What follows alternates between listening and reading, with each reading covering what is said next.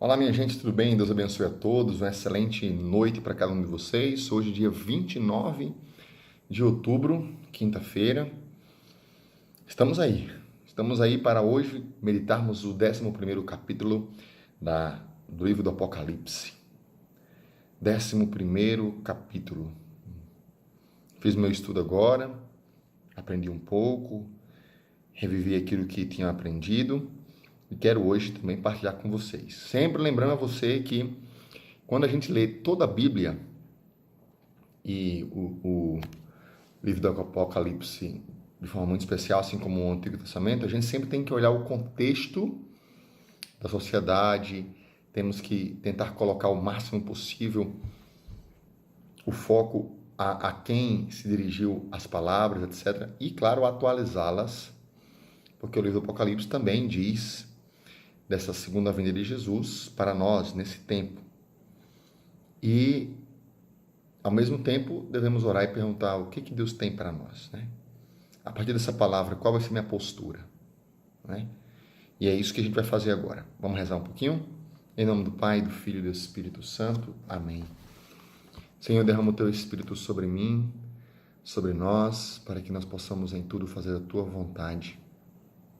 Queremos ser guiados por Ti, queremos ser santos. Venha, Espírito Santo, venha sobre nós. Vamos lá, então. Pega a tua Bíblia aí, capítulo 11. Deram-me depois um caniço, semelhante a uma vara, dizendo: levanta-te e mede o templo de Deus, o altar e os que nele adoram. Quanto ao átrio externo do templo, deixa-o de lado e não meças, pois ele foi entregue às nações que durante 42 meses calcarão aos pés a cidade santa. Veja só, João continua tendo uma visão. E nessa visão, o anjo, a voz que falava com ele, diz: pega uma vara e mede o templo de Deus, o altar e os que nele adoram. Então, a intimidade, aqueles que estão na casa de Deus. Quanto ao átrio externo do templo, a parte de fora, né, do templo, deixa-o de lado e não meças, pois ele foi entregue às nações durante 42 meses. Calcarão aos pés a cidade santa. Ou seja, o que é 42 meses? 42 meses quer dizer 3 anos e meio. De acordo com a tradição, 3 anos e meio foi o tempo que Jesus reinou sobre a terra, esteve sobre a terra, ensinou, fez milagres, prodígios, sinais, né? E esse mesmo tempo será dado ao anticristo, 3 anos e meio. Nós passaremos por 48 meses, 3 anos e meio, sob o domínio do anticristo, de maneira que calcarão aos pés da santa, né? No caso Jerusalém, né?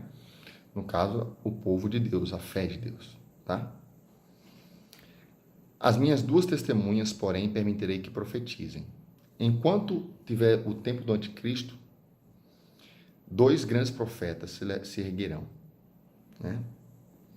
Vestidos de saco durante 1260 dias, que dá aproximadamente 3 anos e meio, um pouquinho menos.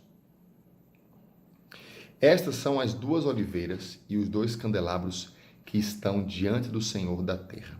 Então são os protegidos de Deus. Deus levantará 2 colunas, né? 2 profetas que viverão com sobriedade, vestidos de saco, a pobreza, a simplicidade, e que serão firmes e fortes, rígidos, como as oliveiras, os candelabros, para tocar fogo nesse mundo, né? Para anunciar, para denunciar as obras do mal. E durante aqueles 3 anos e meio, um pouquinho menos, 1260 dias, dá 3 anos e 4 meses mais ou menos. Eles vão profetizar. Olha o seguinte: caso alguém queira prejudicá-las, sai de sua boca fogo que devora seus inimigos. Se alguém pretende prejudicá-las, é deste modo que deveria morrer. Elas têm o poder, atenção, essas duas testemunhas, esses dois profetas, é chamado aqui de duas testemunhas, tá? Esses dois profetas têm o poder de fechar o céu para que não caia nenhuma chuva durante os dias de sua missão profética. Tem ainda o poder de transformar as águas em sangue e de ferir a terra com todo tipo de flagelos quantas vezes o quiserem. Ou seja, são pessoas que, como Moisés, têm autoridade, né? Terão autoridade e o que eles pedirem a Deus será concedido. Né? Para quê? Para que o povo se converta, para que o mal se desmascare, para que as pessoas voltem para Deus.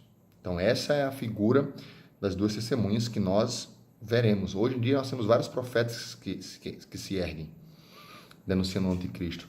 Mas nesse momento que vamos viver, ainda não chegou esses 3 anos e meio do domínio do anticristo, muito embora a gente já passou por vários momentos desse tipo na igreja. Nós vamos ver agora. Por quê? Há uma tradição que se pensou frequentemente que essas duas testemunhas do Apocalipse eram Pedro e Paulo, que foram martirizados em Roma, que nós vamos ver aqui, por Nero, né? Pelo imperador Nero. Mas ele continua aqui. Elas têm o poder de fechar o céu. Quando terminarem seu testemunho, quando terminar o testemunho, atenção, a besta que sobe do abismo combaterá contra elas, vencê-las e as matará. Seus cadáveres ficarão expostos na praça da grande cidade, que se chama simbolicamente Sodoma e Egito, onde também o Senhor delas foi crucificado. Então, o que acontecerá? Depois desses 3 anos e meio, haverá 3 anos e meio de reinado do anticristo. Nesse tempo, Deus levantará 2 testemunhas, né? Dizem que é Enoque e Elias, né? Por quê? Porque na Bíblia foram os únicos que não houve morte. Enoque foi arrebatado e Elias também. E também refere-se a Moisés e Elias, né? Então, se estuda com relação a isso. Mas o que é importante a gente saber? Que no tempo da perseguição do anticristo, no tempo que o anticristo reinar sobre a terra, 2 testemunhas vão se erguer e terão poder, em nome de Deus, de realizar portentos, né? Prodígios, de castigar as pessoas, né? Duramente, de ferir a terra com todo tipo de flagelo, como diz aqui. Quando terminar o testemunho dessas pessoas, que é um pouquinho antes dos 3 anos e meio, a besta que sobe do abismo, ou seja, o demônio, Satanás, combaterá contra ela. De certa maneira, o anticristo mesmo, o anticristo combaterá contra elas, vencerá elas, essas 2 testemunhas, e matará essas 2 testemunhas. Então, o anticristo vai matar essas 2 testemunhas, esses 2 profetas, né? Isso vai acontecer. No caso, pensando no tempo final, nós vamos viver isso, e pensando nos tempos finais que já aconteceram. Então, por exemplo, pode-se aqui pensar realmente que era Pedro e Paulo essas 2 testemunhas, porque Nero matou os 2, ambos, né? Em Roma, ambos morreram, né? Que vai dizer: seus cadáveres ficarão expostos na praça da grande cidade, essa grande cidade que refere-se a Roma, né? Que se chama simbolicamente Sodoma e Egito, onde também o Senhor delas foi crucificado. E aqui lembra Jerusalém, a cidade santa, que mataram profetas também. E os homens de todos os povos, raças, línguas e nações veem seus cadáveres durante 3 dias e meio, né? Um pouco mais de tempo que o próprio Jesus que ficou morto, impedindo que sejam postos numa sepultura. Os habitantes da terra se rejubilam com isso, alegram-se e trocarão presentes, pois esses 2 profetas haviam atormentado os habitantes da terra. Gente, aí você pensa, mas os caras vão atormentar? Sim, vão atormentar para quem se converta, né?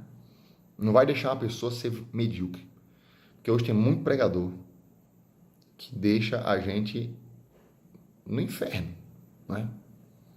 Por quê? Porque eles estão preocupados em massagear nosso ego. Não estão preocupados em nos desinstalar e nos chamar à conversão. Pouquíssimos pregadores falam do céu e do inferno. Muitos hoje falam da humanidade. Muitos famosos, sacerdotes, etc., pregadores, músicos, só trazem para a coisa terrena, só para a vida terrena, só para cá, para a humanidade, para ser uma pessoa melhor. E esquecem de que nós somos para o céu. E para ir para o céu, gente, para manter-se fiel a Deus, nós seremos atormentados. Aquele professor que atormenta o aluno até que ele tire a melhor nota. Aquele pai que atormenta o seu filho até que ele seja um homem maduro. Não é? Então, quando essas testemunhas morrerem, quando esses pregadores morrerem, né, o povo vai comemorar, porque não vai ter mais ninguém que fique dizendo que aquele cara é corrupto e vai para o inferno. Que aquela mulher que é a favor do feminismo, ela está indo contra Deus. Que aquelas católicas por direito de decidir, que graças a Deus perderam esse posto em nome de católicas, elas vão para o inferno se não se converterem a Deus. Que quem comete aborto, quem aprova aborto, quem vota em partido que aprova aborto, merece o inferno. Que família é pai, mãe, né? Homem e mulher unidos para dividir a vida, para se completarem e terem filhos, educá-los na fé, que ideologia de gênero não existe, que pedofilia é uma doença e é um crime, né? Na realidade é um crime. Então, essas pessoas que denunciam, é difícil, joga na cara, ninguém gosta de ser denunciado. Então, quando elas morrerem pelo anticristo, o povo vai comemorar. O povo vai comemorar. Né? Aí vem, versículo 11. Contudo, depois dos 3 dias e meio, um sopro de vida vindo de Deus penetrou-os e eles se puseram de pé. Ressurreição. E grande medo se apoderou dos que os contemplavam. Ouvi então uma voz forte do céu que lhe dizia: subi para aqui. E subiram para o céu numa nuvem, e seus inimigos o contemplaram. Naquela mesma hora houve um grande terremoto, e a 10ª parte da cidade caiu, e 7.000 pessoas morreram na catástrofe. 7.000 quer dizer 7, ou seja, todos os tipos de pessoas, 1.000, muitos. Então, muitas pessoas. Os sobreviventes ficaram apavorados e deram glória a Deus, ao Deus do céu. Então, isso é a 6ª trombeta. E aí vem a 7ª trombeta, a última trombeta. Quando o anticristo pensar que deu tudo certo, o 2º ai passou, eis que chega rapidamente o 3º ai. E o 7º anjo tocou. Houve então fortes vozes no céu clamando: a realeza do mundo passou agora para nosso Senhor, a realeza do mundo passou agora para nosso Senhor e seu Cristo, e ele reinará pelos séculos dos séculos. Aí vem a 7ª trombeta, é o reinado de Cristo. Hoje fez um vento forte aqui no céu, a ponto de fazer quase um redemoinho aqui. A gente contemplou um pouquinho na nuvem. Um vento fortíssimo, caiu pouca chuva, mas foi um vento muito forte, uma ventania forte. E eu contemplei aquilo com alegria, sabe? Lendo o Apocalipse, caraca, deve ser uma coisa linda a volta de Jesus, deve ser uma coisa tremenda, que o Senhor me dê a graça de ver, de contemplar isso. Né? Velhinho, claro, vendo meus filhos, meus netos, ou na hora que ele quiser, se ele quiser vir logo agora para acabar com essa palhaçada que está tendo nesse mundo agora aí, né? Versículo 16. Os 24 anciãos que estavam sentados em seus tronos diante de Deus prostaram-se e adoraram a Deus, dizendo: nós te damos graças, Senhor Deus Todo-Poderoso, aquele que é e aquele que era, porque assumistes o teu grande poder e passastes a reinar. Aleluia. As nações tinham se enfurecido, mas a tua ira chegou, como também o tempo de julgar os mortos, de dar a recompensa aos teus servos, os profetas, aos santos e aos que temem o teu nome, pequenos e grandes, e de exterminar os que exterminaram a terra. Quando Jesus reinar, o que vai acontecer? A ira do Senhor vai voltar a chegar, né? O tempo de julgar os mortos, vai dar recompensa aos servos, aos fiéis, aos profetas, aos santos, aos que temem o nome do Senhor, pequenos e grandes, e vai exterminar os que exterminaram a terra. Vai acontecer isso. O templo de Deus que está no céu se abriu e apareceu no templo a Arca da Aliança. Houve relâmpagos, vozes, trovões, terremotos e uma grande tempestade de granizo. É a manifestação de Deus. É o final do momento. A última trombeta. Jesus vai reinar sobre o mundo. Nós queremos e precisamos dizer: vem, Senhor Jesus.